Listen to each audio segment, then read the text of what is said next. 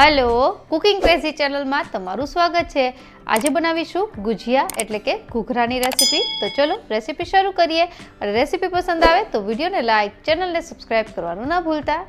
तो घुघराना उपरना पड माटे आपणे लोट बांधीए तो 1 कप जेटलो मैदो लेशुं, जेमां आपणे चपटी जेटલું मीठું नाखीशुं અને ત્યારબાદ હવે 2 ચમચી જેટલું ઘીનું મોણ નાખવાનું છે। તમે ઘીની જગ્યાએ તેલ પણ લઈ શકો। હવે એક વખત સારી રીતે બધી વસ્તુને મિક્સ કરી દેવાની। તો બધી વસ્તુને સારી રીતે મિક્સ કર્યા બાદ હવે આપણે લોટ બાંધીશું। તો ઘૂઘરાનો આ લોટ છે એ થોડો કઠણ હોય છે, તો અહીં આપણે અડધો કપ જેટલું પાણી લીધું છે, જેને આપણે ધીરે ધીરે કરતા નાખતા જઈ અને કઠણ લોટ બાંધી લેશું। બધું જ પાણી એકસાથે ન ઉમેરવું। તો તમે જોઈ શકો છો મેં ધીરે ધીરે પાણી નાખતા જઈને કઠણ લોટ એવો બાંધી લીધો છે। આપણે આ લોટને થોડો પ્રેસ કરીએ તો ઇમ્પ્રેશન આવે છે, એનો મતલબ કે લોટ પરફેક્ટ બંધાઈ ગયો છે। હવે આ લોટને આપણે રેસ્ટ આપવાનો છે। આ લોટ બાંધવા માટે મારે અડધા કપમાં હજી પણ પાણી બચ્યું છે, એટલે કે ટોટલ 1/4 કપ જેટલું પાણી જોશે। હવે ભીના કપડાથી આ લોટને આપણે 20 મિનિટ માટે છોડી દેશું। જ્યાં સુધી રેસ્ટ થાય ત્યાં સુધીમાં આપણે અંદરનું ફિલિંગ બનાવીએ। તો અહીં એક પેનમાં મેં 1 ટેબલસ્પૂન જેટલું ઘી લીધું છે। હવે ઘી મેલ્ટ થાય એટલે 100 ગ્રામ જેટલો માવો લેવાનો છે, જેને આવી રીતે આપણે ખમણીને કે એવું નહીં, આમનામ જ હાથેથી ભાંગીને આપણે નાખી દઈશું। હવે આ માવાને આપણે શેકી લેવાનો છે। ગેસની ફ્લેમ છે અહીં લો રાખવી, હાઈ ફ્લેમ પર માવો ન શેકવો, કારણ કે માવો છે એકદમ સોફ્ટ હોય છે, તરત જ શેકાઈ જશે, એટલે એવું નહીં કરવાનું। લો ફ્લેમ પર અડધો માવો શેકાઈ જાય ત્યારબાદ હવે આપણે આમાં ઉમેરીશું ડ્રાયફ્રૂટ। ડ્રાયફ્રૂટની ચોઈસ તમારી ઉપર છે। મેં અહીં બદામ, પિસ્તા અને કાજુ લીધા છે અને બધાને ઝીણા સમારી લીધા છે ને એ બધું વસ્તુ આમાં એડ કરી દેશું। તો આ વસ્તુ છે એ માવો અડધો શેકાઈ જાય ત્યારબાદ જ નાખવી।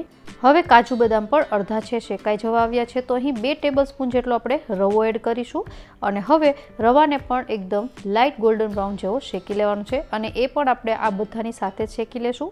એટલા માટે આપણે સૌથી પહેલાં માવાને અડધો શેક્યો અને ત્યારબાદ બીજી બધી વસ્તુ ઉમેરતા જઈ અને છેલ્લે તમે જુઓ તો અહીં બધી જ વસ્તુ સારી રીતે શેકાઈ ગઈ છે। હવે આપણે ગેસ બંધ કરીને આ મિક્સરને એકદમ ઠંડુ કરી લેવાનું છે। તો લગભગ અડધી કલાક થઈ ગઈ છે અને હવે આ મિક્સરને એકદમ ઠંડુ થઈ ગયું છે। તો હવે ઉમેરીશું 1 ટીસ્પૂન જેટલો એલચી પાવડર, 2 ટેબલસ્પૂન જેટલું સૂકા ટોપરાનું છીણ અને ત્યારબાદ મીઠાશ માટે 2 ટેબલસ્પૂન જેટલી દળેલી ખાંડ ઉમેરીશું। અહીં તમે ગોળ હોય તો ગોળનો પાવડર કરીને પણ ઉમેરી શકો। હવે બધી વસ્તુને સારી રીતે મિક્સ કરી લેવાની છે। તો હવે તમે જુઓ એકદમ ટેક્સચર છે ડ્રાય આવી ગયું છે, તમને ક્યાંય પણ એકદમ મોઇશ્ચરવાળું ટેક્સચર નહીં લાગે। તો હવે બનાવીએ ઘૂઘરા। તો આપણો લોટ છે રેસ્ટ થઈને તૈયાર છે, એક વખત એને મસળી લેશું અને ત્યારબાદ એમાંથી એક મીડિયમ સાઇઝનું ગોયણું લઈ અને એની પૂરી બનાવી લેશું। છે એ એકદમ પતલી પણ નહીં ને એકદમ જાડી પણ નહીં, એવી સેમી થીન રાખવાની છે। તો પૂરી છે વણાઈને તૈયાર છે। હવે આપણે અહીં પહેલાં તો જે ફિલિંગ બનાવ્યું છે માવાનું એ એડ કરી દઈશું। અહીં 2 થી 3 ચમચી જેટલું ફિલિંગ છે એ આ પૂરી ઉપર સમાશે, તો એટલું મેં એડ કરી દીધું છે। હવે પૂરીની કિનારી સાઈડ આપણે પાણી લગાવી દઈશું। જ્યારે તમે ઘૂઘરા બનાવો ત્યારે બીજો લોટ છે ભીના કપડાથી ઢાંકીને રાખો, જેનાથી એ ડ્રાય ન થઈ જાય। તો હવે ઉપરની સાઈડથી લઈને નીચે આવી રીતે સ્ટિક કરી દેવાનું પહેલાં તો, અને ત્યારબાદ બધી જ કિનારી ઉપર આવી રીતે આંગળીની મદદથી પ્રેસ કરતા જવાનું, જેનાથી એ સારી રીતે સ્ટિક થઈ જશે। અને ફિલિંગ છે એ તમે ઇમ્પ્રેશન ઉપરથી જોઈ શકો છો કે ફિલિંગ પણ અલગ દેખાય છે અને જે આપણે પૂરી ચીપકાવી છે એ પણ અલગ દેખાય છે। હવે આપણે ઘૂઘરો ઓલમોસ્ટ તૈયાર છે। હવે આપણે એક થોડી ડિઝાઇન આપી દઈએ, જેનાથી એ તેલમાં આપણે તળીએ ત્યારે ખુલે નહીં। તો જે આપણે પ્રેસ કર્યું હતું ત્યાંથી આવી રીતે ઉપરની સાઈડ લઈ લેવાનું અને આવી રીતે બધી વસ્તુને સ્ટિક કરી દેવાની। તો આપણો આ પહેલો ઘૂઘરો છે તૈયાર થઈ ગયો છે। આવી રીતે આપણે બીજા બધા જ ઘૂઘરા છે તળી લેશું। તમને ક્યાંય પણ જો પાણીની જરૂર પડે તો સ્ટિક કરતી સમયે લગાવી લેવાનું। તો જે આપણે લોટ લીધો એમાંથી 10 ઘૂઘરા બન્યા છે, આપણે એને તળી લેશું।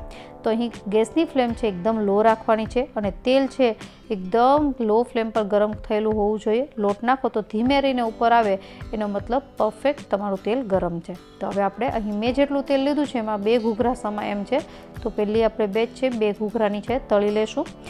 અહીં આપણે આ ઘૂઘરાને એકદમ લો ફ્લેમ પર લાઇટ ગોલ્ડન બ્રાઉન જેવા થાય ત્યાં સુધી તળી લેવાના છે। થોડો સમય લાગશે તળવામાં, પણ છેલ્લે રિઝલ્ટ છે ખૂબ જ સરસ આવશે। તો તમે જોઈ શકો છો કલર છે ચેન્જ થઈ ગયો છે। તો આપણે પહેલી બેચ ઘૂઘરાની તૈયાર થઈ ગઈ છે, આપણે એને કાઢી લેશું અને આ રીતથી બીજા બધા ઘૂઘરા છે બનાવી લેશું। તો ઘૂઘરા બનાવતી વખતે હંમેશા લોટને રેસ્ટ આપવો જરૂરી છે અને ત્યારબાદ જે ફિલિંગ બનાવો છો અંદરનું એને પણ એકદમ ઠંડુ કરીને ત્યારબાદ જ ઘૂઘરા બનાવવા. તો છેલ્લે પિસ્તાથી ગાર્નિશ કરી લીધું છે મેં. આશા રાખું કે રેસીપી જરૂરથી પસંદ આવી હશે. મળીએ નવી રેસીપી સાથે. ત્યાં સુધી બાય.